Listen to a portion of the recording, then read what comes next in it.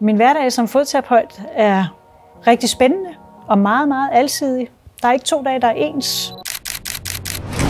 Vi gør en rigtig stor forskel for den enkelte patient, og det gør vi, fordi vi er en kæmpe stor del af sundhedsvæsenet. Hvis fødderne ikke er i orden, så har kroppen det ikke godt. Min motivation for, at jeg i dag driver 2 klinikker, det er, at jeg startede for mig selv, og så blev vi 2. Og stille og roligt, som årene er gået, og motivationen har været der, og det at hele tiden følge med i alt det nye, der sker og engagere sig, jamen det har været min motivation.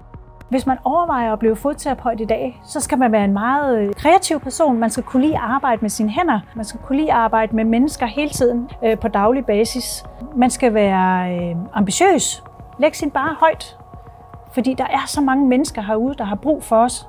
Efter så mange år, så er jeg stadigvæk fuldt motiveret for mit fag, og vi skal bare have flere unge til at søge ind på den uddannelse, fordi den er simpelthen så vigtig for sundhedsvæsenet.